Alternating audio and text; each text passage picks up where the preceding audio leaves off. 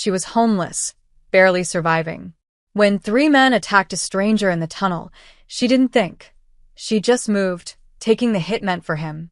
What she didn't know, the man she saved was the city's most powerful mafia boss. And he was about to turn her entire world upside down. The cardboard box wasn't much, but it kept the wind off Eli's back. Mara-chan tucked the threadbare blanket tighter around her son's shoulders, watching his chest rise and fall in the firelight. 10 years old, and he still slept like he was safe. Like the world hadn't already taught him a dozen reasons not to trust it. She fed another piece of broken pallet into the metal drum, sparks spiraling up toward the curved ceiling of the abandoned subway tunnel. 3 months they'd been down here. 3 months since the eviction notice.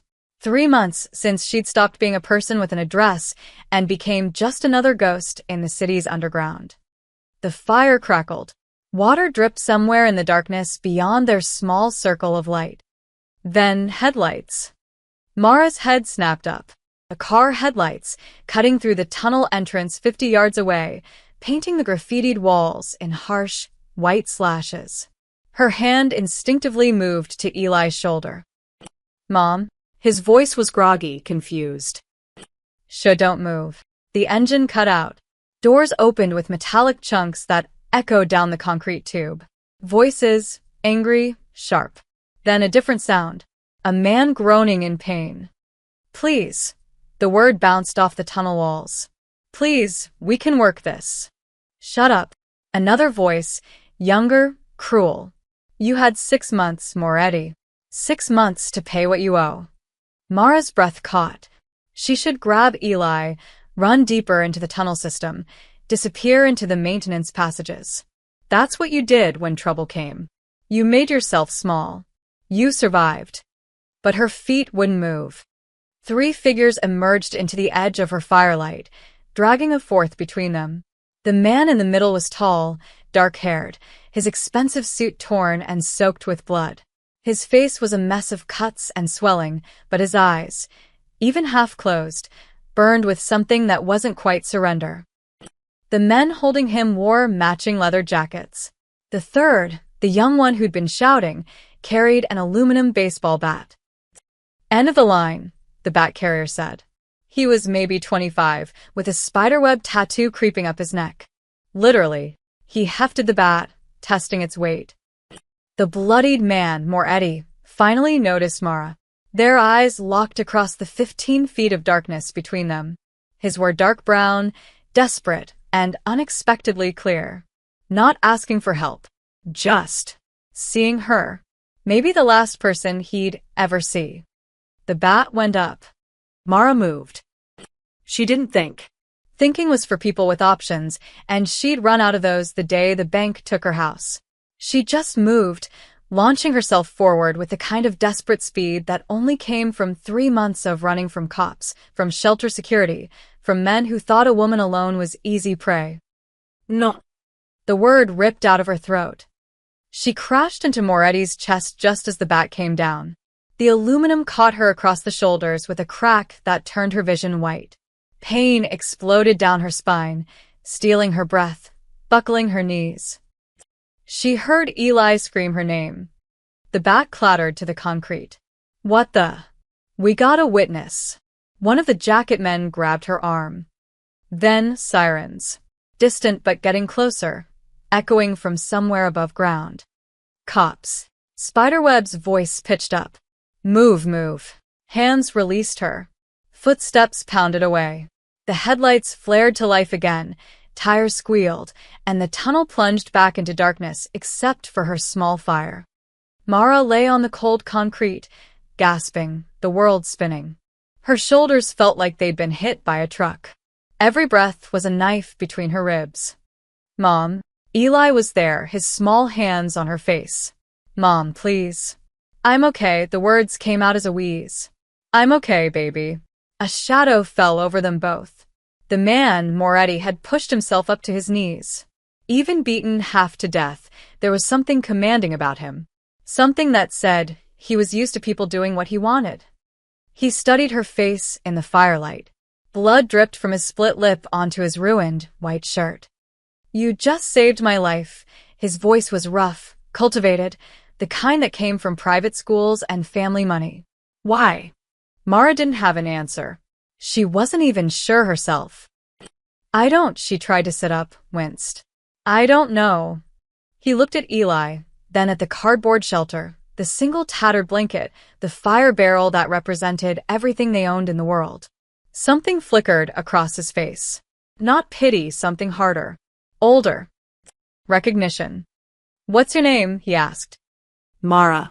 Mara Chun, she paused. That's Eli. Adrian, he didn't offer a last name. His hand went to his ribs, and he grimaced. Adrian Moretti. The sirens were getting closer. Red and blue lights began to strobe at the tunnel entrance. Adrian's jaw tightened. He looked from the approaching lights to Mara's pain-tight face, to Eli's terrified eyes. Then he made a decision. Come with me, he said. Right now. What? You took a hit meant for me.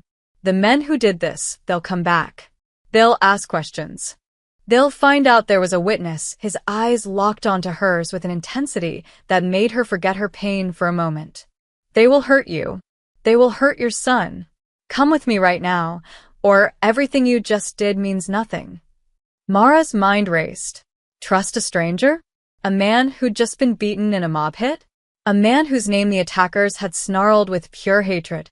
But she looked at Eli, at his thin jacket and thinner frame, at the fear in his eyes that he tried so hard to hide from her. Where, she managed. Adrian was already moving, one arm wrapped around his ribs. Somewhere safe. Somewhere they won't find you. He extended his free hand. The sirens screamed closer. Shadows of approaching officers stretched into the tunnel mouth. Mara took 3 seconds. 3 seconds to decide whether to trust her gut or trust her fear. 3 seconds to choose between the devil she didn't know and the tunnel that had become their tomb. She grabbed his hand. Hold on to me, she told Eli, and together, a homeless single mother, her terrified son, and a bleeding stranger who carried himself like a king in exile, they disappeared into the deeper darkness of the subway tunnel, leaving nothing behind but dying embers and questions that would haunt them all. The first sirens reached the firelight just as their footsteps faded into silence. And in that moment, 3 lives changed forever, though none of them could know just how much they'd already lost, or what they'd eventually find in the wreckage. The maintenance passage was narrow, dark, and smelled like rust and old water. Adrian moved through it with surprising certainty despite his injuries, one hand trailing along the wall, the other pressed to his ribs. Mara followed, clutching Eli's hand so tight her fingers ached. Behind them, voices echoed. Police radios crackled. Flashlight beams swept through the main tunnel. Here, Adrian stopped at what looked like a solid wall. His fingers found a seam invisible in the darkness, and a panel swung inward. Go. They emerged into a different tunnel, this one cleaner, with working lights every 20 feet. Service stairs led upward. Adrian took them slowly, each step drawing a harsh breath between his teeth. How did you? Mara started. I know this city. His voice was tight with pain. Every inch of it. They surfaced in an alley behind a Chinese restaurant. The kitchen exhaust pumped steam into the cold night air. Adrian pulled out a phone, somehow still intact despite the beating, and made a call. Carlo. I need extraction. West Broadway, the dumpling place. He paused, listening. No. Not the usual car. Something clean. 5 minutes. He hung up, leaned against the brick wall. In the yellow glow of the restaurant's backlight, Mara could finally see the full extent of his injuries. His left eye was swelling shut. Blood still seeped from a cut above his eyebrow. His breathing was shallow, careful. You need a hospital, she said. No hospitals, the words were absolute. They ask questions. Questions lead to reports. Reports lead to, he glanced at Eli. People finding you. A black sedan pulled into the alley exactly 4 minutes later. The driver, a thick-necked man in his 50s with silver hair, jumped out, his face going pale when he saw Adrian. Boss, Jesus Christ. Not now, Carlo. Adrian opened the back door. "Get in," he told Mara. She hesitated. Every instinct screamed this was wrong. Getting into a stranger's car with her son, in the middle of the night, with a man who clearly ran with dangerous people. But those men with the bat knew her face now. They'd seen her. They'd remember. She got in. Eli pressed against her side, his small body trembling. Adrian slid in after them, wincing. "The Madison safe house. And call Dr. Reeves. Tell him it's urgent, but use the Caruso name." Carlo's eyes flicked to the rearview mirror, taking in Mara and Eli. Questions lived in that glance, but he didn't voice them. "Yes, sir." The car moved. Mara watched the city slide past, streets she'd walked looking for work, corners she'd turned away from when police appeared, buildings where she'd once had a life before it all fell apart. "Who are you?" she asked quietly. "Really?" Adrian's jaw tightened. Someone who made a lot of mistakes. Someone who he looked at Eli again, and something in his expression softened. Someone who should have been more careful. Those men. They wanted you dead. They wanted to send a message. He touched his ribs, grimaced. They succeeded. The safe house turned out to be a brownstone in the village, expensive and anonymous. Carlo helped Adrian up the stairs while Mara carried Eli, who'd finally fallen asleep against her shoulder from exhaustion and shock. Inside, the place was immaculate. Leather furniture, thick rugs, art on the walls that probably cost more than Mara had made in her entire life. It looked like a showroom unlived in. "Upstairs," Adrian said. "Second door, on the right. There's a bedroom." "I can't." "You can." He eased himself onto the couch, every movement calculated pain. "You just saved my life. Let me return the favor." Dr. Reeves arrived 20 minutes later, a trim man in his 60s with steady hands and no questions. He set up in the kitchen, spreading instruments on the marble counter like he'd done this 100 times before. Mara watched from the doorway as he examined Adrian's injuries. 3 cracked ribs. Possible concussion. "This cut needs stitches." The doctor's voice was clinical, detached. "You're lucky," they were interrupted. "Not luck," Adrian said, and his eyes found Mara's across the room. When the doctor started stitching the gash above Adrian's eyebrow, Mara turned away. She found Eli still sleeping in the bedroom upstairs, curled on top of a comforter that probably cost more than a month's rent used to. She pulled a blanket over him, brushed hair from his forehead.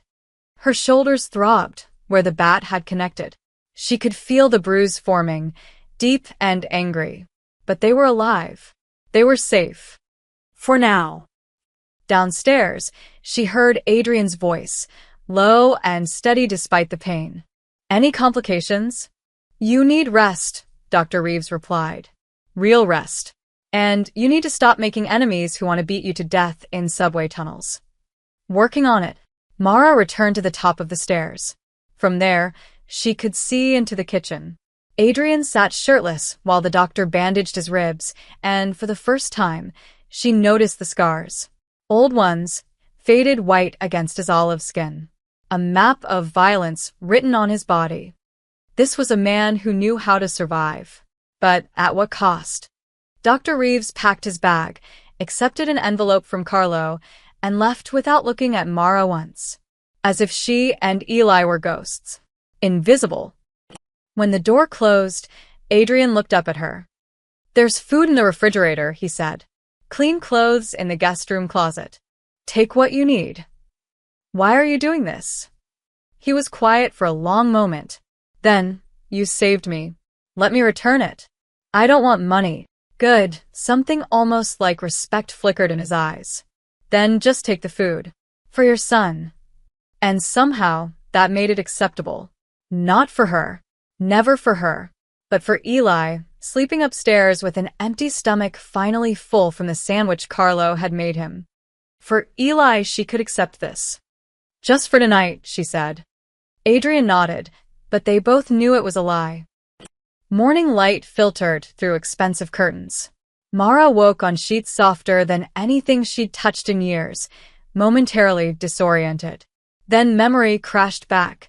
The tunnel, the bat, the bleeding stranger. She found Eli still asleep, one arm thrown over his head, peaceful. 3 months of sleeping in a subway tunnel, and he never looked this relaxed.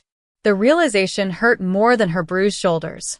Downstairs, Adrian sat at the kitchen table with a laptop and several newspapers spread before him. His face was worse in daylight, purple and yellow bruises blooming across his cheekbone, the stitches above his eyebrows stark against his skin. But he was showered, dressed in fresh clothes, moving with that same commanding energy despite the visible pain. He looked up when she entered. Coffee's hot. Carlo left breakfast. Pastries sat on the counter, croissants and danishes that still smelled warm. Mara's stomach twisted with hunger, but she stayed in the doorway. I need to get Eli to school. What school? The question wasn't cruel, just factual. She flushed. We've been in transition. But he can't miss more days. They'll send truancy officers. Adrian studied her for a long moment. Then he closed the laptop and stood, wincing slightly. Sit down. Eat something. Then we'll talk. I don't need. I know. He poured coffee into a mug, set it in front of an empty chair. Sit anyway. Something in his tone made it impossible to refuse. Mara sat. The coffee was perfect, hot, strong, real. Not the watered-down charity shelter coffee she'd been choking down for months. Adrian returned to his seat. How long have you been on the streets? 3 months. 2 weeks. For days, the precision came automatically. You counted days when you had nothing else. Before that, I had a house in Queens, a job at an accounting firm, a life. She wrapped her hands around the mug, absorbing its warmth. My husband died 14 months ago. Construction accident at the Hudson Yards project. The insurance company fought the claim. Said it was negligence, not accident. Medical bills piled up from trying to save him. Then the mortgage payments she trailed off. The story was common enough it didn't need finishing. Adrian's expression hadn't changed, but something shifted in his eyes. Hudson Yards. Which contractor? Meridian Construction. Why? He didn't answer. Instead, he opened the laptop, typed rapidly. His jaw tightened as he read. Then he pulled up another window. Company records. Investment portfolios. Shell corporations layered like sediment. Mara watched his face go carefully, dangerously blank. What? She asked. Adrian closed the laptop with deliberate control. When he looked at her, something new lived in his expression. Something that might have been horror or guilt or both. Nothing. Just checking something, the lie was obvious. But before Mara could press, Eli appeared in the doorway, rubbing sleep from his eyes. He stopped when he saw Adrian, instinctively moving behind his mother. It's okay, Mara said softly. This is Mr. Adrian. He's helping us. Adrian's face transformed when he looked at the boy. The hardness melted into something gentler, sadder. Good morning, Eli. Are you hungry? Eli not dead shulu. There are chocolate croissants. Carlos says they're the best in the city. Adrian stood carefully. And after breakfast, maybe we can talk about getting you back to school. While Eli ate, Adrian made calls. Quiet conversations in the next room that Mara couldn't quite hear. When he returned, he had a folder. PS 234 in Tribeca. They have space in the 5th grade. He set papers on the table. Enrollment forms. I have a friend on the school board. They're expecting you this afternoon. Mara stared at the forms. I can't afford. It's public school. Free. He pulled out another paper. And there's a job opening at Rosie's Diner on Bleecker Street. Day shift. They need someone who can handle bookkeeping. Owner's a friend. He's expecting you tomorrow. Why are you doing this? Adrian looked at Eli, who was demolishing his second croissant with the single-minded focus of a child who'd been hungry too long. When Adrian spoke, his voice was quiet. Because someone should have. A long time ago.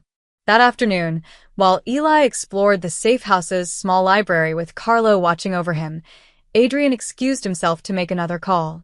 Mara followed the sound of his voice to a study down the hall.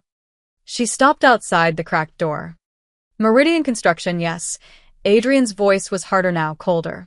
I want every record, every payment, every subcontractor, every goddamn brick they laid at Hudson Yards. Pause. I don't care what it costs. I want names. Specifically anyone involved in the incident 14 months ago. The one where David Chin died. Mara's breath caught. No, Anthony. Not for leverage. For Adrian's voice dropped. Just get me the files. He hung up. Mara heard him exhale, long and shaky. Then a sound that might have been his fist hitting the desk. She backed away before he could discover her listening. That evening, while she cooked pasta, the first real meal she'd made in months, Adrian sat at the table reading documents on his laptop. His expression grew darker with each page. Once, he got up and walked to the window, staring out at the city lights for a long time. When Eli went to bed, Mara found Adrian still at that window. Those men last night, she said. They weren't random, were they? Someone sent them. Someone I owe money to. Or who thinks I do. He didn't turn around. It's complicated. And dangerous. Yes. We should go. In the morning. You've done enough. Now, he turned. In the dim light, his bruised face looked haunted. Where will you go? She had no answer. Stay, Adrian said. A few more days. Let me help you get settled. Get Eli into school. Get you working. Then he paused. Then we'll see. Mara knew she should refuse. Should take her son and disappear back into the city's anonymous masses. But when she climbed into that soft bed later and heard Eli's peaceful breathing from the next room, she couldn't bring herself to say no.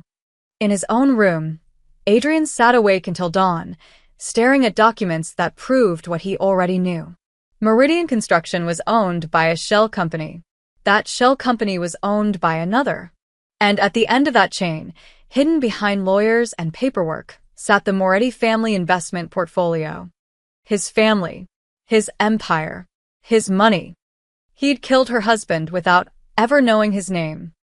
Adrian spent the next 3 days being someone else.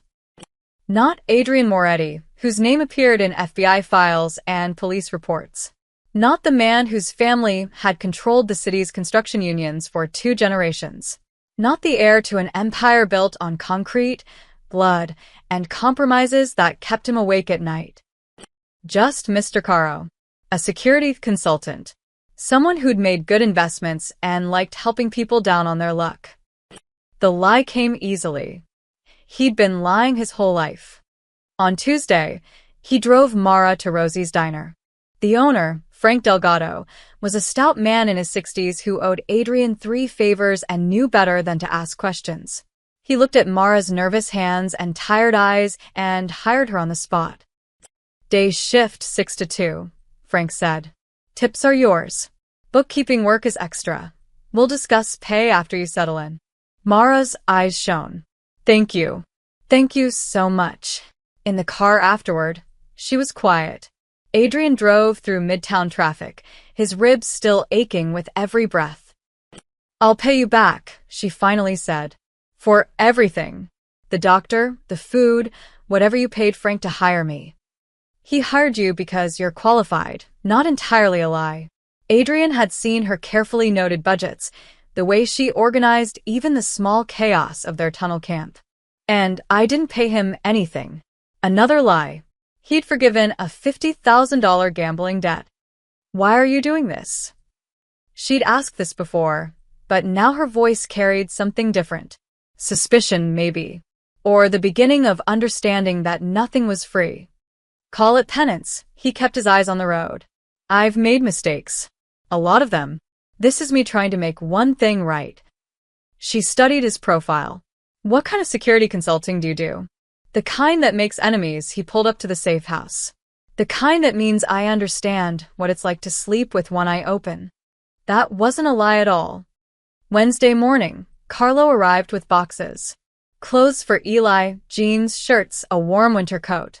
Shoes that actually fit. School supplies. A backpack with reinforced straps. Eli's face lit up like Christmas. For me? For you, Adrian confirmed. He was standing awkwardly in the doorway, unsure how to navigate a child's joy. Can't go to school without proper supplies. Eli rushed forward and hugged him. Adrian froze, arms at his sides, completely unprepared. Over the boy's shoulder, he saw Mara watching, her expression complicated. Slowly, carefully, Adrian's hands came up and patted Eli's back. "You're welcome," he managed. Thursday, while Mara worked her first shift, Adrian took Eli to PS 234. The principal, Mrs. Ochoa, greeted them warmly. Another favor called in, another debt leveraged. She showed them the classroom, introduced Eli to his teacher, Mr. Patterson. "He'll do great here," Mrs. Ochoa assured Adrian. "And you're Mr.?" Caro, the name felt like ash in his mouth. "I'm a family friend, helping them get back on their feet." "Well, Mr. Caro, you're doing a wonderful thing. If she only knew." In the car afterward, Eli was chattering excitedly about the computer lab, the library, the other kids who seemed nice. Adrian listened, something tight and unfamiliar lodged in his chest. "Mr. Caro?" Eli asked suddenly. "Can I ask you something?" "Sure." That night, in the tunnel, "Those men who hurt you," the boy's voice dropped. "Were they bad guys?" Adrian's hands tightened on the steering wheel. "Yes. Are you a bad guy too?" The question hung in the air like smoke. Adrian could lie, should lie. But something about this kid with his direct gaze and honest questions made deception feel heavier than usual. "Sometimes," Adrian said quietly, "I've done bad things. I'm trying to do better." Eli considered this. "My dad used to say everybody gets to choose. Every single day. Choose good or choose bad. Your dad was a smart man. He died." "I know. I'm sorry." They drove in silence for a while. Then Eli said, "I think you're choosing good now. With us." Adrian said nothing. His throat was too tight. That evening, while Mara made dinner and Eli did homework at the kitchen table, Adrian's phone buzzed. A text from his lieutenant, Vincent Russo. "We need to talk. Vico's back in town." Adrian stepped onto the small balcony, closing the door behind him. He called Vincent. "How back?" he asked without preamble. "Took over your old routes in Brooklyn. Word is he's looking for you. Wants to finish what those amateurs started." Vico Pellegrino. Former enforcer. Current problem. The man who'd broken away from the Moretti organization 2 years ago to start his own operation. The man who'd been systematically taking everything Adrian had built. The man who'd ordered the accident at Hudson Yards that killed David Chen. Adrian knew this because he'd finally gotten the files. Vico had been running an illegal concrete scam, diluting materials to skim profits. When city inspectors started circling, he'd arranged the scaffolding collapse. 12 workers injured, 1 killed. David Chen had been collateral damage in a cover-up. "Does he know where I am?" Adrian asked. "Not yet, but he's asking questions, putting money on the street for information." Through the glass door, Adrian watched Mara help Eli with his math homework, their heads bent together over the textbook. A small family moment. Normal. Pure. Everything he'd never had. Everything he'd never deserved. "Keep me updated," he said. "But Vincent? Nobody knows about them. The woman and her kid. Nobody." "Understood, boss." Adrian hung up, went back inside. Mara looked up and smiled, tentative but real. "Dinner's almost ready. It's just spaghetti, but it smells amazing," he meant it. Later, after Eli went to bed, Mara found Adrian in the living room, staring at nothing. "Thank you," she said, "for everything. The job, Eli's school, these clothes." She gestured at the simple dress Carlo had bought. Nothing fancy, but new and clean and hers. "For giving us a chance to start again." Adrian looked at her. This woman he'd destroyed without knowing. This woman who'd saved his life. This woman who called him Mr. Caro and believed he was good. "Everyone deserves a second chance," he said. The irony burned in his chest like swallowed glass. She smiled and went to bed. Adrian sat in the darkness and wondered what would happen when she learned his real name. When she discovered that the man helping her rebuild her life was the same man who'd torn it apart. When she realized that every kindness he showed her was just another stone on the scale, trying to balance weight that could never be balanced. Outside, the city hummed with its usual chaos. Somewhere in that chaos, Vico was hunting. And Adrian's borrowed piece was already running out of time. Saturday morning arrived with rare autumn sunshine. Mara left early for her shift at the diner, her steps lighter than Adrian had seen before. She was earning her own money again, building something. He told himself that was enough, that helping her this far absolved some fraction of his guilt. He knew it was a lie. Adrian was drinking coffee in the kitchen when Eli appeared, already dressed, bouncing on his toes with that restless energy only 10-year-olds possessed. "Mr. Caro?" "Morning, Eli. Can I show you something?" Adrian followed the boy through the safe house to the garage, a small space off the back that Carlo used for storage. In the corner, covered with a tarp, sat Adrian's motorcycle. A 1984 Triumph Bonneville he'd bought years ago intending to restore, then forgotten about when business consumed everything. Eli had pulled back the tarp, revealing the dusty chrome and faded black paint. "Is this yours?" His eyes were wide with wonder. "Was mine. Haven't touched it in years. Does it work?" "Not even close." Adrian crouched beside the bike, ignoring the protest from his healing ribs. "Needs a new carburetor, brake pads, probably a complete engine rebuild. Could you fix it?" Adrian looked at the bike, then at the boy's hopeful face. When was the last time he'd built something instead of breaking it? When had his hands last created instead of destroyed? "We could try," he heard himself say. "If your mom says it's okay."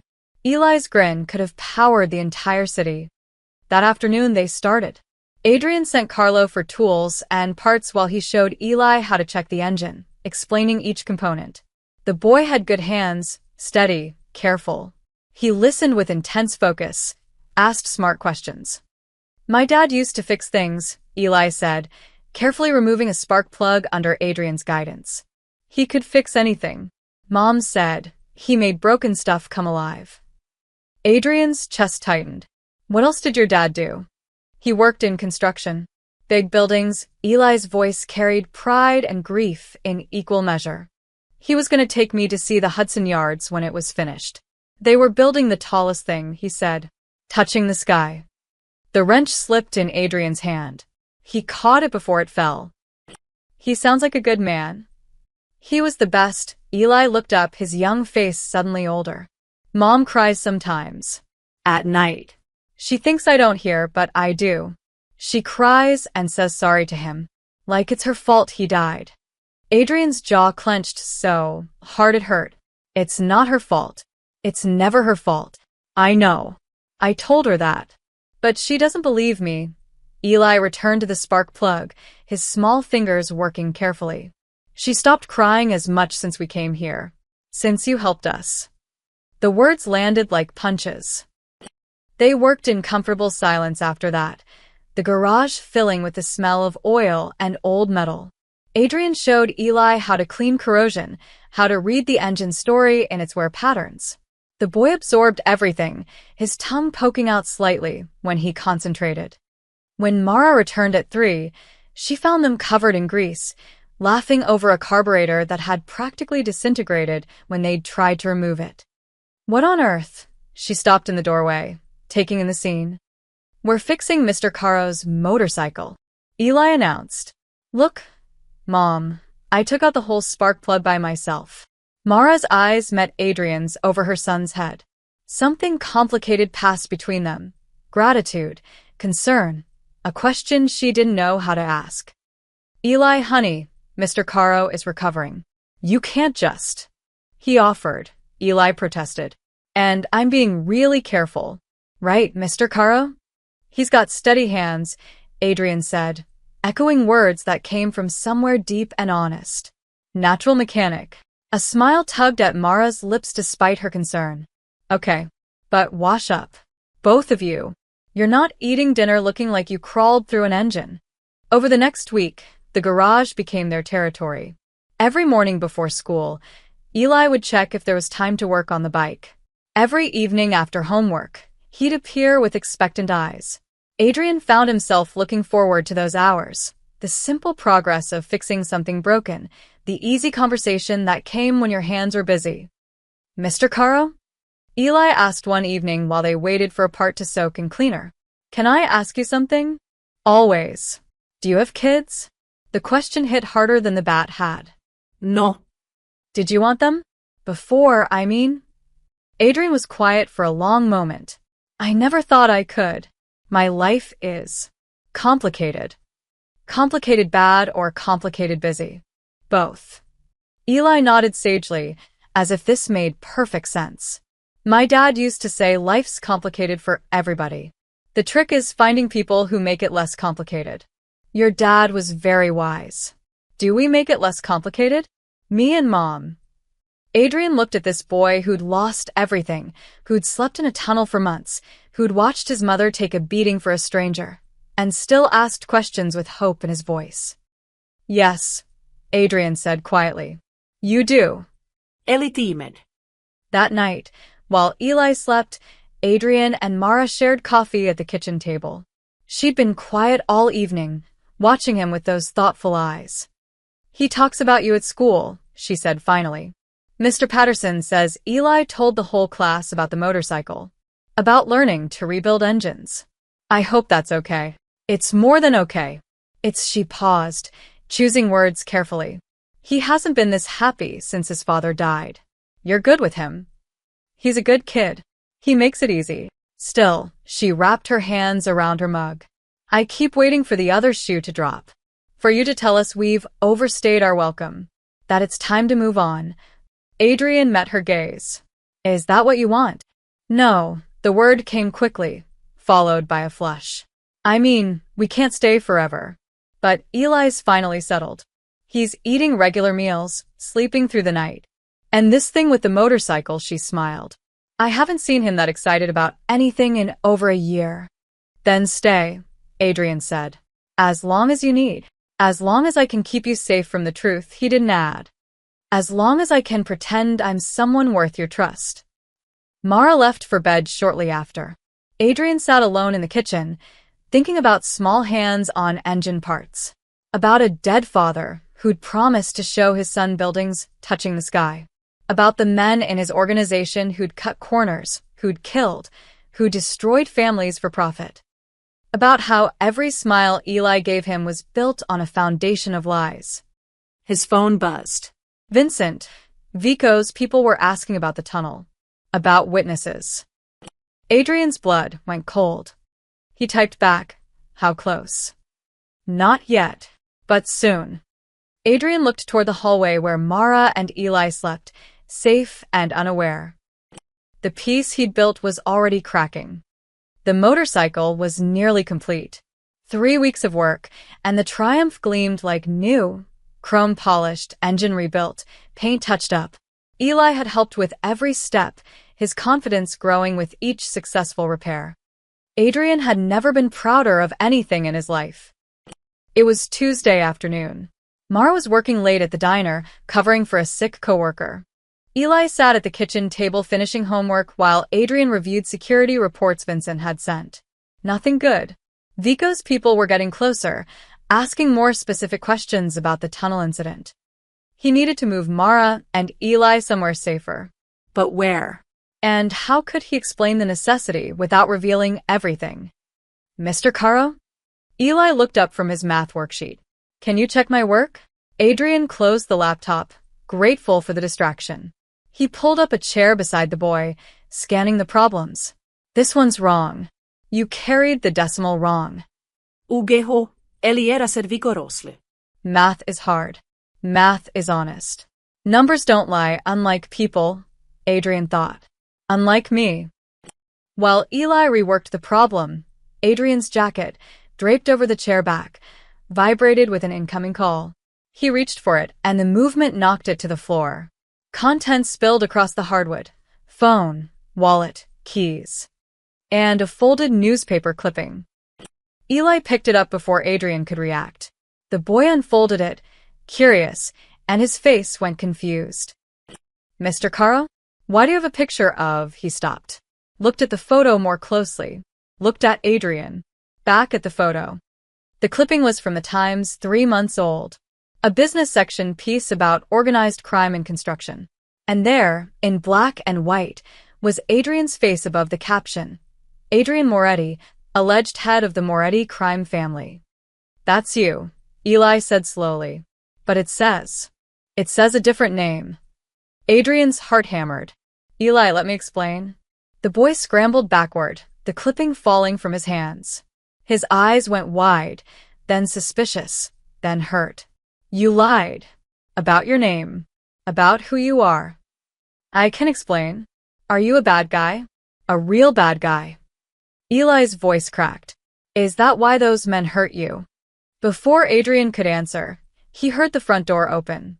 Mara's voice called out, I'm home early. Frank sent me back with leftover. She appeared in the kitchen doorway, saw Eli's face, saw Adrian's expression, saw the newspaper clipping on the floor. Her bag dropped. Leftover lasagna in Tupperware hit the ground but didn't break. She moved to Eli instinctively, pulling him behind her. Her eyes locked on the clipping, then on Adrian. Mara, he started. Don't, her voice was ice. She picked up the clipping with shaking hands, read it. Her face went through shock, disbelief, understanding, and finally fury. Adrian Moretti. The Moretti family. Construction rackets, loan sharking, extortion. She looked up. This is you. It wasn't a question. Yes. You lied to us. This whole time her hands clenched. Who are you really? What do you want with us? I want to help. Why? The word was a knife. Why would a mob boss care about a homeless woman and her kid? What's the angle? What do you want? Adrian stood slowly, hands visible, non-threatening. There's no angle. I'm trying to make something right. Make what right? This was it. The moment he'd been dreading. The moment the fragile piece shattered. Eli, go to your room, Mara said, not taking her eyes off Adrian. Mom. Now. The boy fled, casting one last betrayed look at Adrian before disappearing upstairs. Silence filled the kitchen. Mara stood rigid, breathing hard, waiting. The night in the tunnel, Adrian began. Those men who attacked me, they're part of a rival operation. Someone who broke away from my organization and is trying to take over my territory. I don't care about your mob war. You should. Because the man leading them, Vico Pellegrino, he's the one responsible for your husband's death. Mara went very still. What? Hudson Yards. 14 months ago. The scaffolding collapse. Adrian's voice was steady, clinical. It was the only way he could get through this. Vico was running a materials scam. Diluting concrete, skimming profits. When city inspectors started investigating, he arranged the accident to destroy evidence and eliminate witnesses. How do you know this? Because I got the files. I've spent the last 3 weeks investigating every detail of that day. He pulled out his phone, opened a folder, showed her documents. Bank transfers. Invoices. An internal memo discussing the problem at Hudson Yards. Mara took the phone with trembling hands. Read. Her face went white. David was a witness, she whispered. He saw something. We don't know what. But Vico marked him. Adrian's jaw tightened. I'm sorry. She looked up, and her eyes were full of tears and rage. You're sorry? You're sorry? Her voice rose. This is your world. Your business. These are your people. Not anymore. Your organization killed my husband. She threw the phone at him. It hit his chest and clattered to the floor. And you what, felt guilty? So you thought you'd play savior? Give us a place to stay, buy my son a winter coat, teach him to fix motorcycles, and that would make it even. No. Nothing makes it even, Adrian's voice broke. Don't you think I know that? I've spent every day since that tunnel watching you rebuild your life and knowing I'm the reason it fell apart. Every time Eli calls me Mr. Caro, every time he smiles at me like I'm someone worth trusting, he stopped, composed himself. I know I can't fix this. I know I don't deserve your forgiveness. But I'm trying to do something. Anything. To make the weight a little lighter. By lying to us.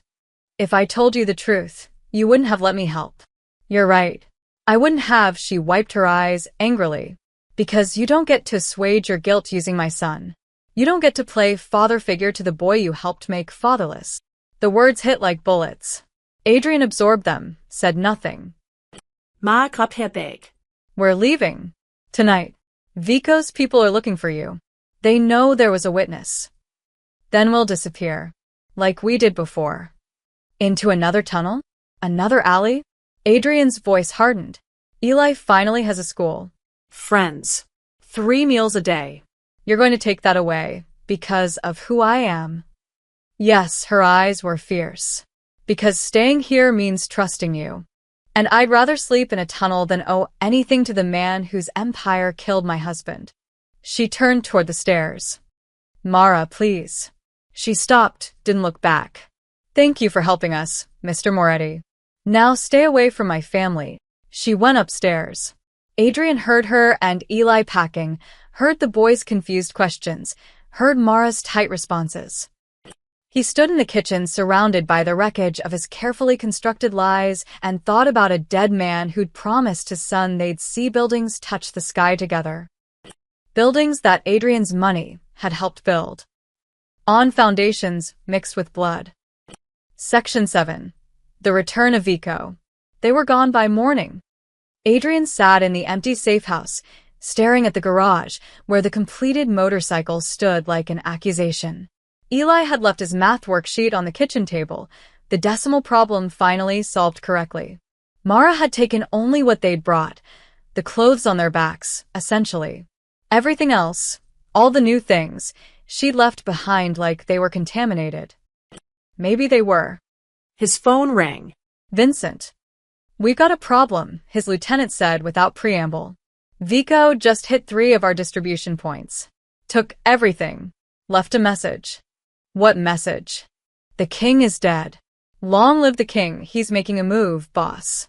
Full takeover. Adrian rubbed his face. Let him. Silence. Then, what? I'm done, Vincent. Let him take it all. Boss, he's got 40 men now. If we don't push back. Then we don't push back. Adrian stood, walked to the window. The city sprawled below, indifferent to the small dramas of broken people. I'm out. Liquidate everything clean. Pay out the legitimate employees. Distribute the rest to the families who lost people because of us. Adrian, what the hell happened? I remembered why I'm tired. He hung up, made coffee. Tried not to think about a 10-year-old boy's face twisted with betrayal. The call came at 2 p.m.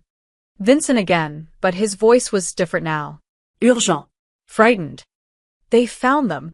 Adrian's blood turned to ice. What? Vico's people. They tracked down the woman and kid from the tunnel.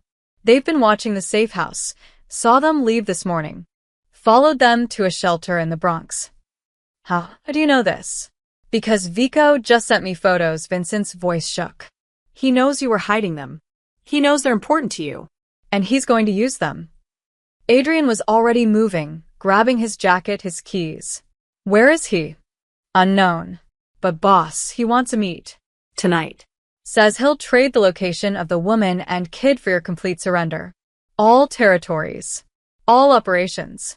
Everything. When and where? Midnight. The old Gallo warehouse on the waterfront. And Adrian, come alone or he'll kill them both. Adrian's hands shook. Tell him I'll be there. Boss, this is a trap. I know. I don't care. Just make sure you have people ready to move when I give the signal. He hung up, started the car, then stopped. If he went in guns blazing, Mara and Eli would die. Vico wouldn't hesitate.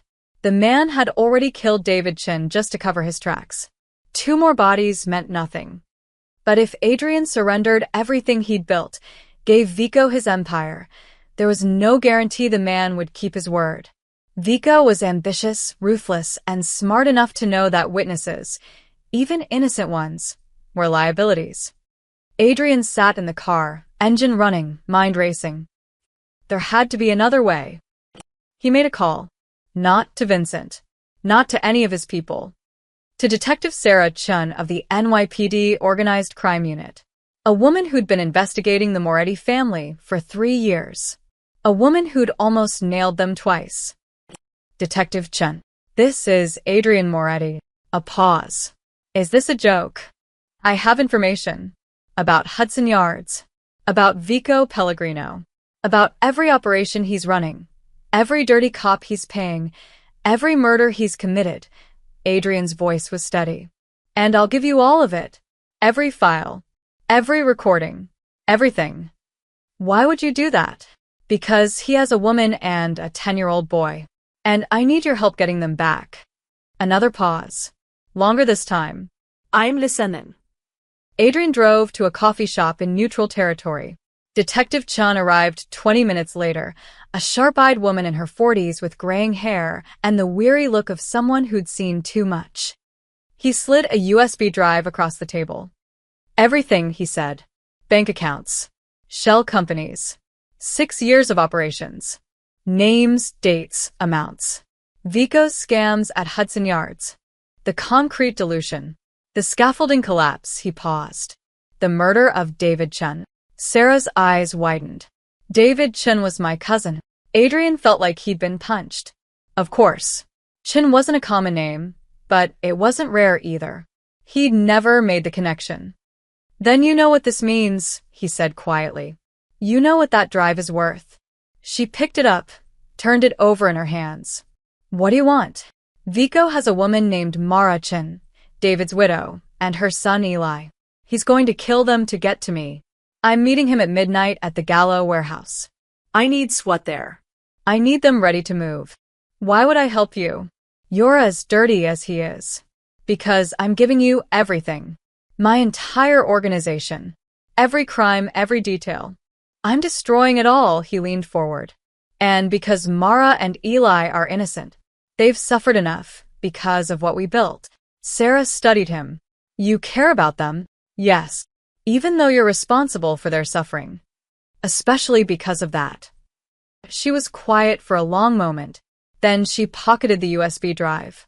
I'll have a team in position. But Moretti, after this, you're done. You're going to cooperate fully. You're going to testify. You're going to help us dismantle every piece of your father's empire. I know. And you'll do time. A lot of it. I know that too. She stood. Midnight. Don't be late. And Moretti?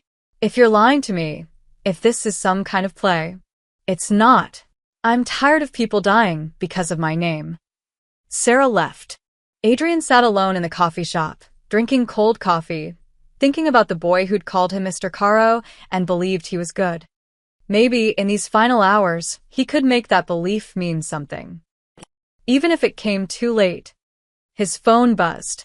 A text from an unknown number. She's pretty when she cries. The boy too. See you at midnight. Below it, a photo.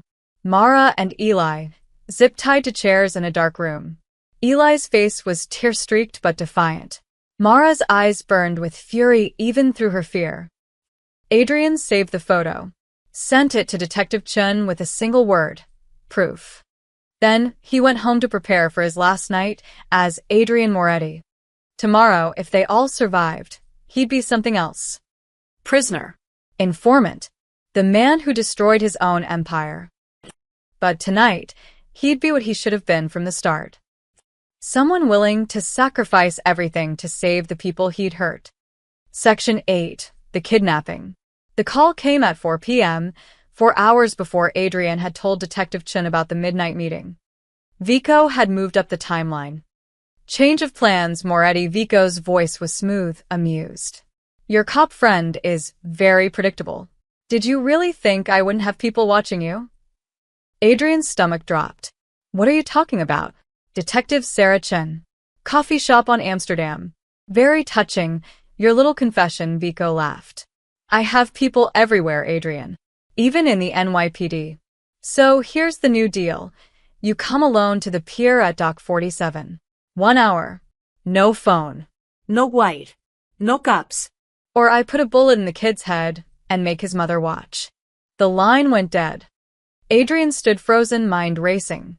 Vico knew about the police, which meant the SWAT team was compromised, which meant walking into that pier was walking into his own execution. But if he didn't go, Eli died. He called Detective Chen. He knows. He's got someone in your department. That's impossible. He moved the meetup. Dock 47. 1 hour. Adrian grabbed his jacket. He's got a leak. Don't send anyone. If he sees cops, he'll kill them. Moretti, wait. He hung up, checked his weapon, a Glock 19 he kept in the safe. 17 rounds. Probably not enough, but it was all he had. Vincent called. Boss, I heard about the move. Let me bring the crew. No. He'll see you coming. This has to be just me.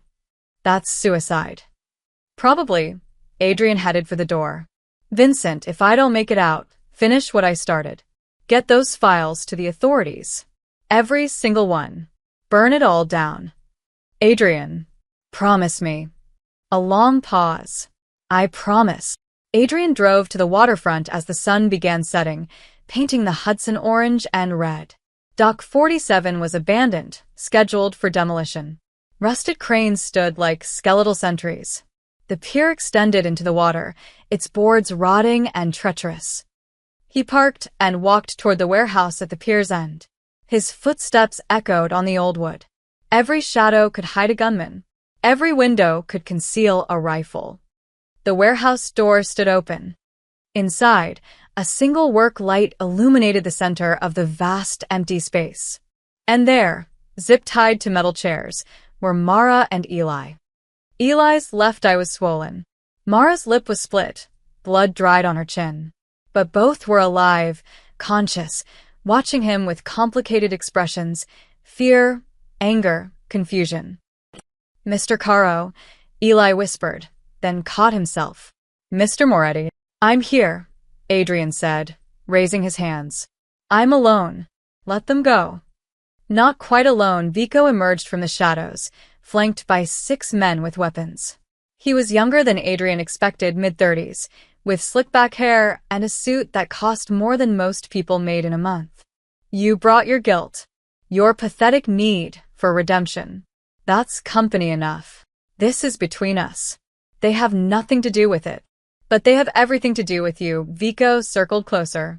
You really thought you could play house? Play father to the kid whose dad we killed. He laughed. That's rich, even for you. You killed David Chen. Not me. Your money. Your organization. Your concrete. Vico shrugged. Semantics. But I'll admit, I didn't expect the great Adrian Moretti to go soft over a homeless woman and her brat. Let them go. Take me. Take my territory. Take everything. Oh, I'm already taking everything. Vico pulled out a document. This is a transfer deed. Every property, every business, every account. You're going to sign it. Then you're going to watch me put bullets in them. Then you get one too. Neat. Clean. The Moretti Empire dies with its king. Mara spoke for the first time, her voice hoarse. Don't sign it. Don't give him anything. Just get Eli out of here. Mom, no. Eli struggled against the zip ties. Touching, Vico grabbed Mara's hair, yanked her head back. She gasped in pain. But Mommy doesn't get a vote. Adrian's hand twitched toward his concealed weapon. Vico's men immediately raised their guns. Vico said, slowly. 2 fingers. Take out the gun and slide it over. Adrian complied. The Glock skittered across the concrete to Vico's feet. Good boy, Vico released Mara. Now sign. Adrian approached the document laid out on a rusted table. His mind raced through options. 6 armed men. Him unarmed. Mara and Eli zip-tied and vulnerable. Even if he somehow took down Vico, the others would shoot. Even if he created a distraction, Mara and Eli couldn't run. There was no play here. No clever strategy. Just a choice. Before I sign, Adrian said slowly, I want them to know something. You're not in a position to negotiate. I want them to know why. Adrian turned to face Mara and Eli. I lied about my name. I lied about who I was. But I never lied about trying to make things right. Everything I did, the apartment, the job, the school, that was real. My guilt was real. Mara's eyes shimmered with tears. It doesn't change what you are. I know. But maybe it changes what I choose now. He looked at Eli. Your dad was right. Everyone gets to choose. Every single day. Choose good or choose bad.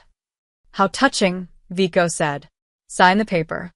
Adrian picked up the pen, stared at the document that would hand over his family's empire. Then he drove the pen through Vico's hand. Vico screamed. Adrian grabbed the work light, hurled it at the nearest gunman. Glass shattered. Darkness exploded through the warehouse.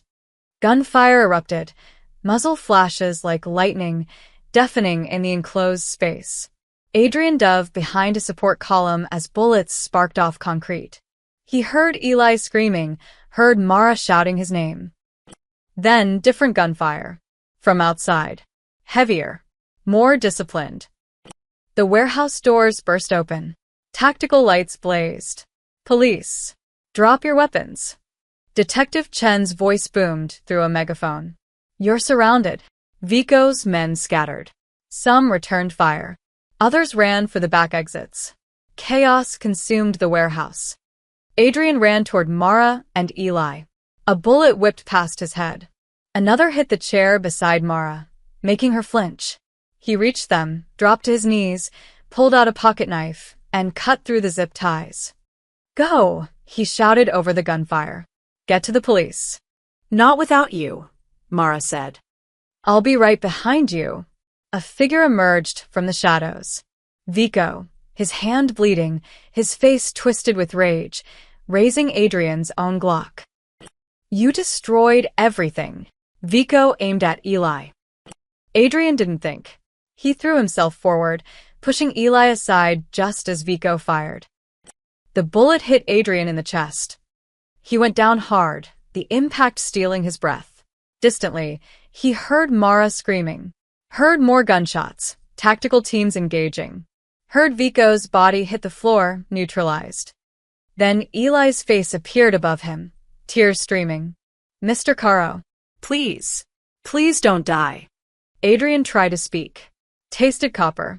Get. Your mom. Safe. We're safe. You saved us. The boy's hands pressed against the wound, trying uselessly to stop the bleeding. You chose good. You chose good. Mara was there too, her hands joining Eli's, both of them covered in his blood. Stay with us. Please. Adrian, stay with us. Adrian. Not Mr. Moretti. Not Mr. Caro. Just his name. Detective Chen appeared, already calling for paramedics. Hang on, Moretti. You hang on. Adrian's vision dimmed. But through the encroaching darkness, he saw Mara's face. Saw Eli's desperate eyes. And thought, maybe this is enough. Maybe choosing right at the end counts for something. His eyes closed. The last thing he heard was Eli crying. Don't leave us. Please don't leave us. Then nothing. Section 9. The Choice of Peace. Adrian woke to the sound of machines beeping and the smell of antiseptic. Hospital. He was in a hospital. His chest felt like it had been crushed under concrete. Every breath was agony. But he was breathing, which meant he was alive. Which meant he'd failed even at dying properly. He's awake, a woman's voice. Detective Chun. Adrian's eyes focused slowly. White ceiling.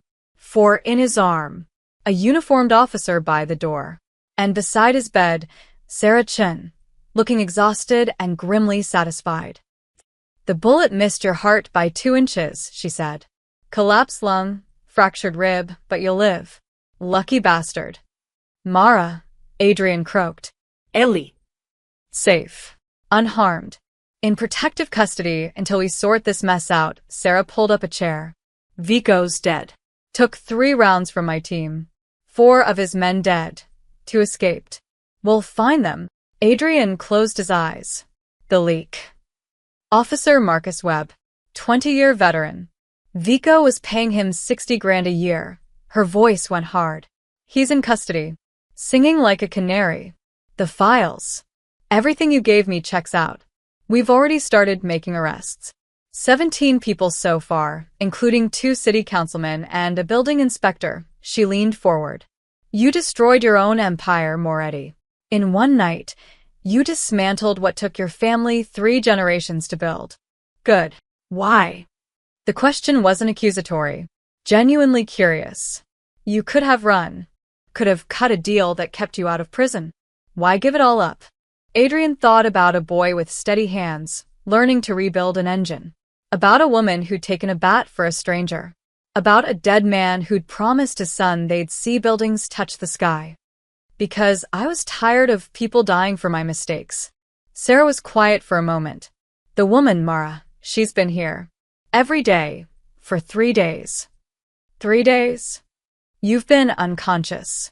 Medically induced coma while you healed, Sarah stood. She wants to see you. So does the kid. But first, we need to talk about your cooperation. Over the next hour, Sarah laid out the terms.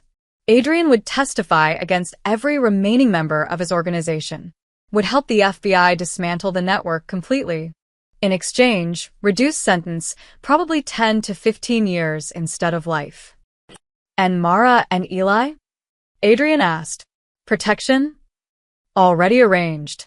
New identities if they want them. Vico's remaining men are being rounded up, but until then, they're in a safe house, she paused. They don't have to see you, you know. You can do this without putting them through that. I know, but I need to try to explain. Sarah nodded and left.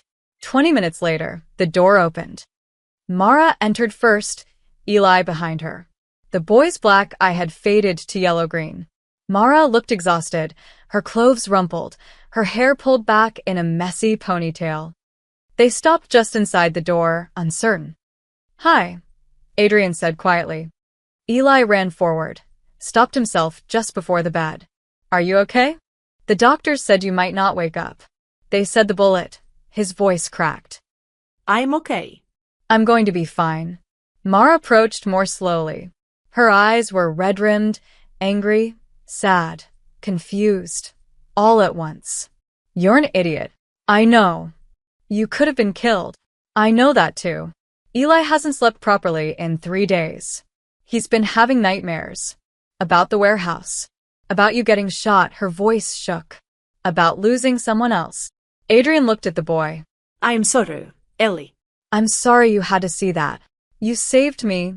Eli's eyes filled with tears. That man was going to shoot me, and you pushed me out of the way. You took the bullet for me. Of course I did. Why? Mara's question was raw.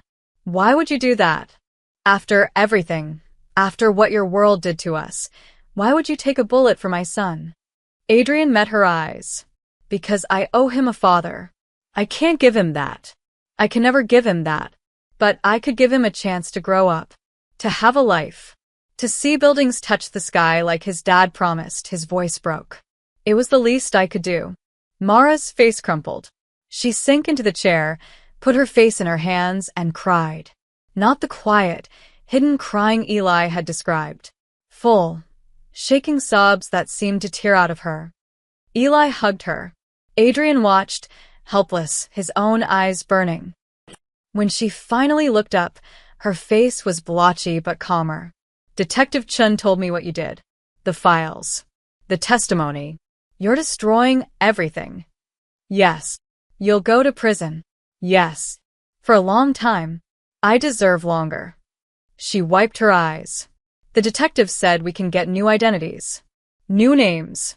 Start over somewhere Vico's people will never find us. You should take it. She also said you requested that any remaining clean assets from your accounts be put in a trust for Eli. For college. Adrian nodded. It's not much. Most of it's evidence or seized. But there's about 40,000 in clean money. It's his. We don't want your money. It's not mine. Not really. It's just a future. For him, Adrian looked at Eli. You're going to do amazing things. You're going to build instead of destroy. And maybe someday you'll finish that motorcycle. Elias lip trembled. Will you be there? When it's done. No. I'm going to be away for a long time. In prison. Yes. Because you chose good? The boy's voice was small. Adrian thought about that.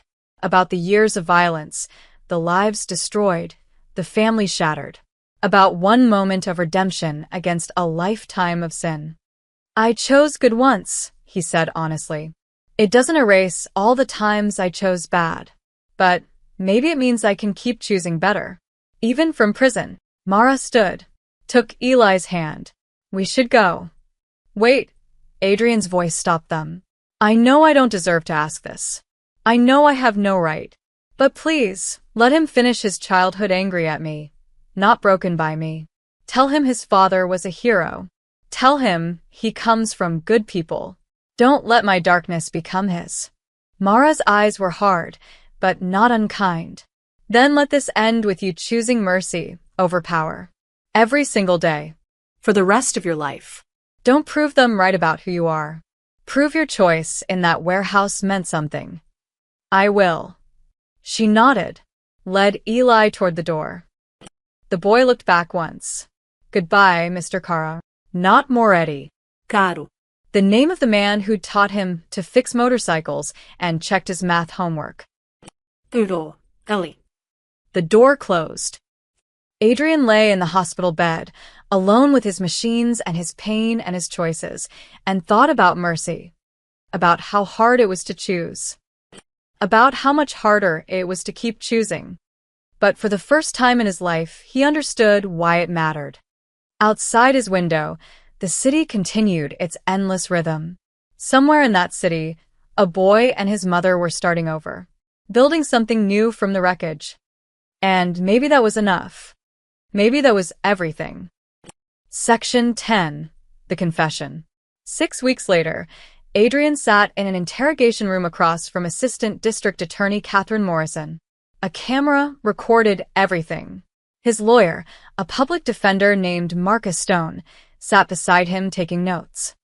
This was the 5th day of his confession.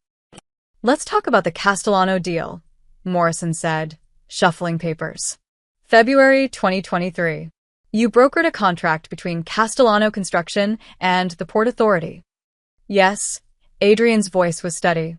He'd been talking for hours each day, detailing every crime, every deal, every body. We paid off Inspector Raymond Mills. $50,000. In exchange, he overlooked safety violations at the container terminal. And those violations led to 3 workers injured. 1 permanently disabled. Adrian met her eyes. His name was Marcus Webb, no relation to my lawyer. He lost the use of his left arm. My organization paid him $20,000 to stay quiet about the faulty equipment. Morrison made notes. You remember all their names. I made myself remember. Every single one-inch. Adrian had spent his weeks in the hospital doing exactly that, going through files, through memories, through all the faces of people his empire had chewed up and spit out. If I'm going to confess, I'm going to confess everything. Not just the crimes, the people, the damage. His lawyer shifted uncomfortably. This level of cooperation went beyond what was necessary. But Adrian didn't care about legal strategy anymore. He cared about the truth. Detective Chen entered the room, dropped a folder on the table. We found the 2 who escaped from Dock 47. Both in custody. Both talking. She looked at Adrian. It's over. The entire network. 47 arrests. 3 more expected this week. Good. Your father would be ashamed. My father built an empire on broken backs and buried bodies. If he's ashamed, I'm doing something right. Sarah almost smiled. Almost. There's someone here. Says she needs to talk to you. We can bring her in, but it's your call. Adrian's heart jumped. Who? Mara Chen. He hadn't seen her since the hospital.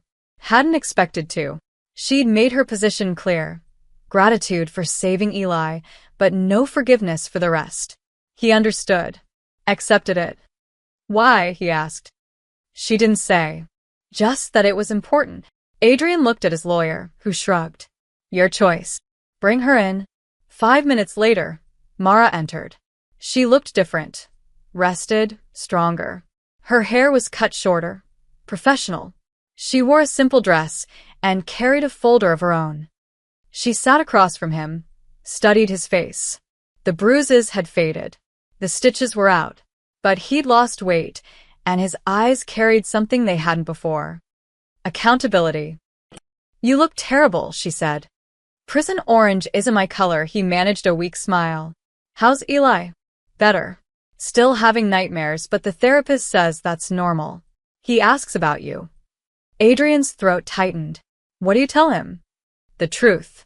That you made terrible choices for a long time. And then you made one good one and she paused. He wants to write you a letter. I told him I'd think about it. You shouldn't let him. I'm not someone he should look up to. Maybe not. But you're someone who showed him that people can change. That even someone who's done terrible things can choose differently. Mara opened her folder. I've been doing research. About your family. Your father. Mara. Let me finish, her voice was firm. Dominic Moretti. Started the organization in 1987. Built it through intimidation, violence, and corruption. Died of a heart attack 3 years ago, leaving everything to you. She looked up. You were 28. Fresh out of business school. You didn't want the empire, did you? Adrian was quiet for a long moment. No. I wanted to be an architect. Design buildings, not destroy them, he laughed bitterly. My father said that was weak. Said I'd take what he built and make it legitimate, or he'd give it to someone who would. But you didn't make it legitimate. I tried. For the first year, I tried. But the foundation was rotten. You can't build something clean on a structure of violence. So, I just managed it. Kept it running. Told myself I was better than he was because I didn't personally hurt people. He met her eyes. I was wrong. Being one step removed from the violence doesn't make you innocent. Mara absorbed this. Why didn't you just walk away? Because I was a coward. Walking away meant admitting what we'd built was wrong. Meant my father's entire life was a lie. Meant I'd inherited poison and called it legacy. He leaned forward. And because people depended on those jobs. The legitimate ones, the union workers, the office staff, the contractors. Walking away meant they'd lose everything. So instead, you let the corruption continue. Yes. I chose the comfortable lie over the hard truth. Until a homeless woman showed me what real courage looked like. He held her gaze. You had nothing. You'd lost everything. And you still ran toward danger to save a stranger. You didn't calculate the cost. You just did what was right. Mara's eyes glistened. It was stupid. It was brave. And it made me realize I'd been choosing wrong my entire adult life. Adrian's voice broke. I'm sorry, Mara. I'm so sorry. I can't bring David back. I can't give you those years. But I can make sure this ends. That no one else loses someone because of my family's greed. She wiped her eyes. The detective said you're cooperating beyond what's required. That you're giving them everything. Even things that could keep you in prison longer. I need them to understand the full scope. To dismantle it completely. So it can't rise again. Mara reached across the table. For a moment, Adrian thought she might slap him. Instead, she placed her hand over his. David used to say that guilt without change is just self-pity. But change without accountability is just performance. She squeezed his hand. You're doing both. That's more than most people in your position would do. It's not enough. No, she agreed. It's not. But it's something. She stood, released his hand. I'm going to let Eli write that letter. And maybe, when you're settled wherever they send you, I'll write one too. Not forgiveness. I'm not there yet. Maybe I'll never be. But acknowledgement that you're trying. That's more than I deserve. Probably. She moved toward the door, paused. Adrian? That motorcycle in the garage. Carlo asked if he should sell it. Tell him to keep it. For Eli. When he's old enough to ride. It's the only good thing I ever built. Mara nodded and left. Adrian returned to his confession. To names and dates and crimes. To the slow, painful process of dismantling everything his father had built and he had maintained. to choosing mercy over power. One truth at a time. Outside, the world kept turning. But in that small room, one man was finally becoming someone worth being. It was a start. Section 11. The New Morning. 18 months later. Mara stood in front of a small storefront in Queens, looking at the faded "For Lease" sign in the window. The space was modest, maybe 1,500 square feet, with good light from the corner windows and enough room for tables, a kitchen, storage. Perfect. Mom, this one? Eli was 13 now, taller, his voice starting to crack. He peered through the dusty glass. It's kind of small. Small is good. Small is manageable. Mara pulled out her phone, called the number on the sign. We can start with serving 50 people a day. Build from there. The soup kitchen had been her dream for months. After the trial, after watching Adrian testify for 3 weeks straight, detailing every crime, every victim, every dollar, she'd realized something. She could stay angry forever, could let bitterness define her. Or she could build something David would have been proud of. She chose building. The money had appeared in her account 6 weeks after Adrian went to prison. Not from him directly. He had nothing left. But from what Detective Chun called recovered assets, clean money from legitimate investments, liquidated and distributed to families harmed by the Moretti organization. Mara's share, $127,000. She'd almost refused it. Almost sent it back. But Eli had said, Dad would want us to use it for good, right? So, let's use it for good. Smart kid. The landlord met them an hour later, a Vietnamese woman named Linh Nguyen who'd owned the building for 20 years. She showed them the space, pointed out the commercial kitchen and back, the storage room, the office. What kind of business? Linh asked. Community kitchen. Free meals for anyone who needs them. Soup, bread, coffee. A place to be warm and safe for a few hours. Lynn's expression softened. My family came here with nothing. Refugees. People like you, people who gave without asking, they're why we survived. She quoted a rent price that was impossibly low. That work for you? Mara's eyes burned. That's too generous. Pay it forward, Lynn smiled. That's all I ask. They signed papers that afternoon. Mara walked out of the rental office with keys in her hand and possibility in her chest. We're really doing this, Eli said, grinning. We're really doing this. Over the next 3 months, they transformed the space. Eli helped paint walls, bright yellow, warm and welcoming. Volunteers from the neighborhood installed industrial stoves, prep tables, shelving. Frank from the diner donated dishes and utensils. The local church contributed a commercial refrigerator. Mara worked her shifts at Rosie's during the day, then spent evenings at the soup kitchen, planning, organizing, preparing. She learned about food bank partnerships, health permits, volunteer coordination. She created a menu, simple, nutritious, filling. She called the place David's Table. A reporter from the local paper came by 2 weeks before opening. Young woman, eager, asking questions about inspiration and mission. Why a soup kitchen? The reporter asked. Mara thought about subway tunnels and cardboard boxes. About the desperate mathematics of choosing between feeding your child and keeping him warm. About strangers who'd helped without knowing her story. Because I know what it's like, she said simply. And because someone once helped me when I had nothing. I'm just returning the favor. The article ran on page 3. Former homeless mom opened soup kitchen to give back. It was honest, respectful, and drew more volunteers than Mara knew what to do with. Opening day arrived on a cold November morning. Mara stood behind the counter at 6 a.m., stomach churning with nerves.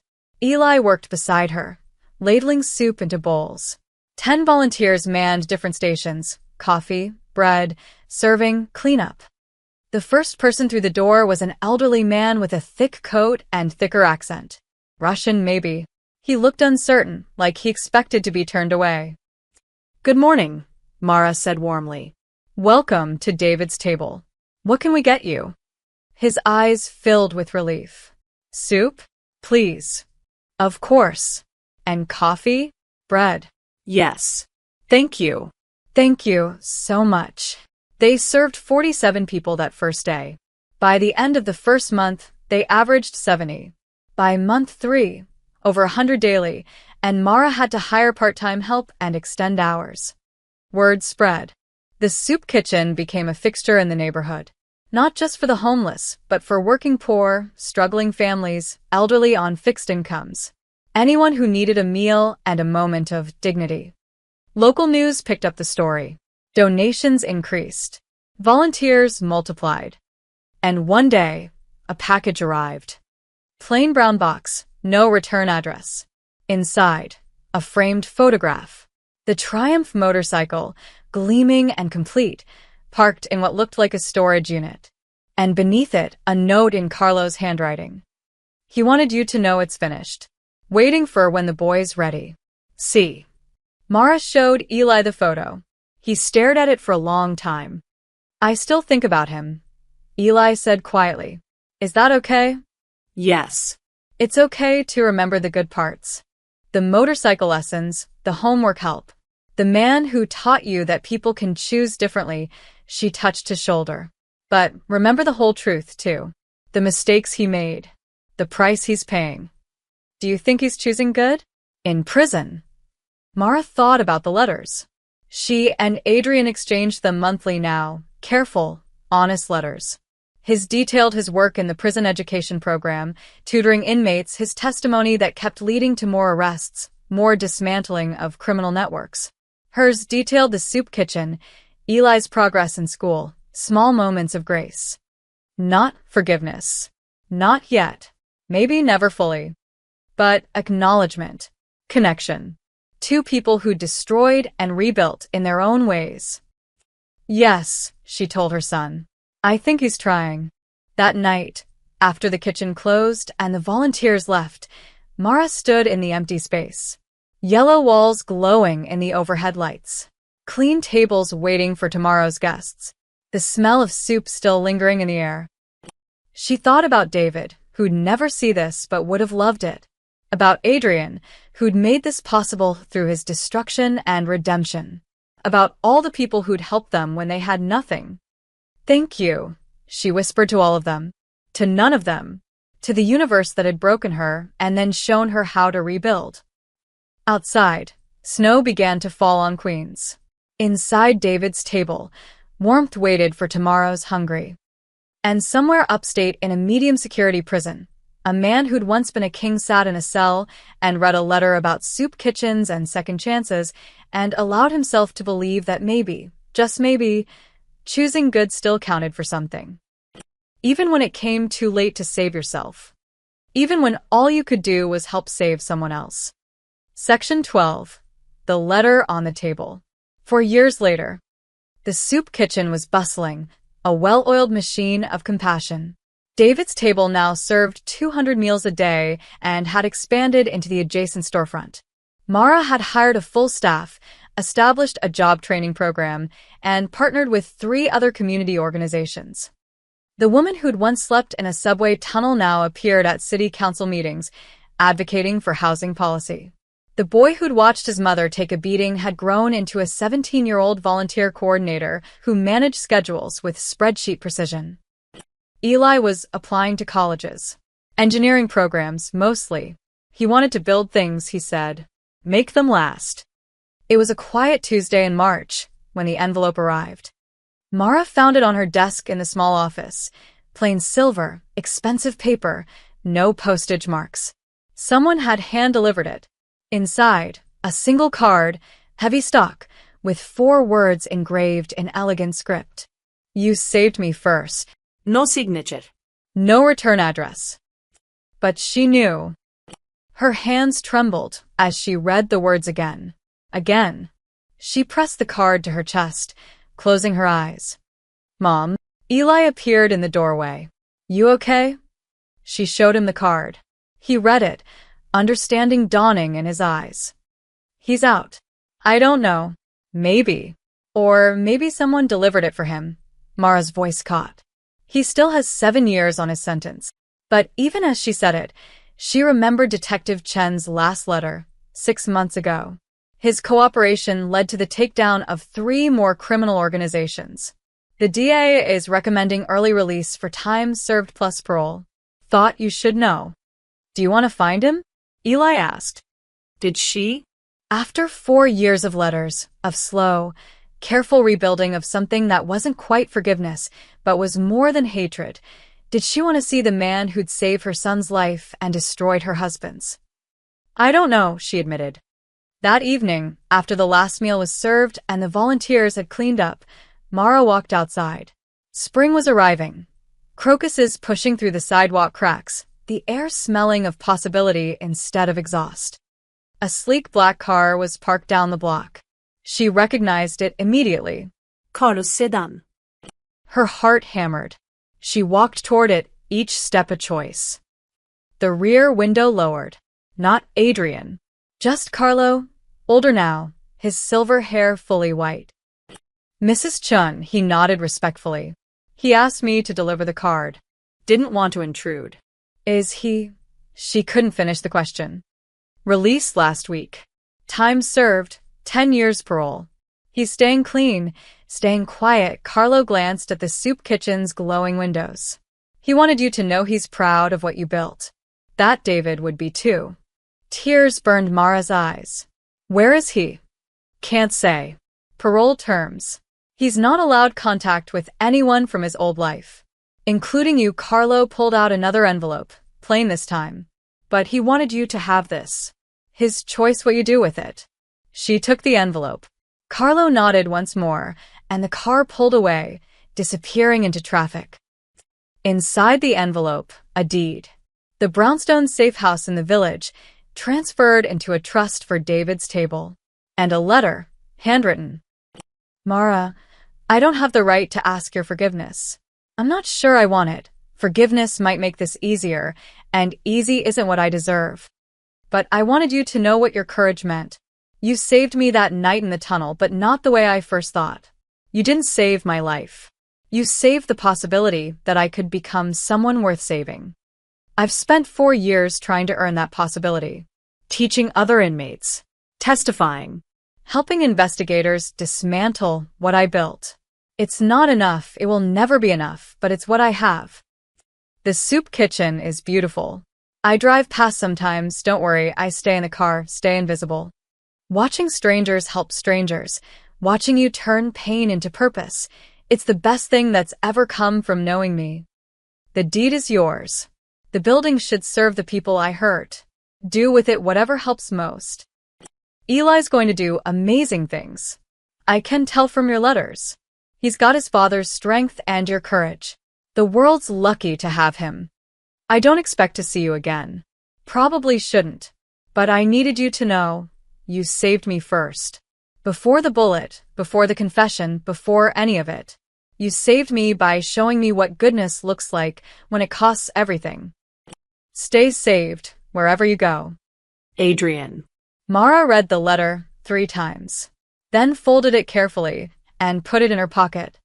She walked back into David's table, where Eli was mopping floors and humming off-key, where volunteers cleaned prep stations, where tomorrow's soup was already simmering. Mom, Eli noticed her expression. What is it? He's out. He's okay. And he gave us the building where we first stayed. She smiled through tears. We can use it for the housing program, for families transitioning off the streets. Eli considered this. Then, that's good. That's what Dad would want. Yeah, it is. That night, Mara sat in her small apartment, a real apartment now, with a lease and furniture and pictures on the walls, and wrote a letter. Adrian, you're right. I can't forgive you for David. Maybe I never will completely. But I can acknowledge what you've become. I can see the man trying to choose good every day, even when no one's watching. That's more than most people do. The building will house 12 families. We'll call it the Second Chances Project. Because everyone deserves one. Even you. Stay good. Keep choosing. And know that somewhere in the city, a boy you once taught to fix motorcycles is becoming a man who builds instead of destroys. That's your legacy too. Stay saved, wherever you are. She sealed it, addressed it care of his parole officer, and placed it on the table. Outside, rain began to fall on Queens, washing the streets clean. And somewhere in the city, in a small apartment, or a halfway house, or a corner where past and future intersected, a man who'd once been a king sat in the darkness and thought about soup kitchens and second chances and small moments of grace. He'd lost everything. Empire, power, freedom, years. But he'd gained something too. Something harder to name, but infinitely more valuable.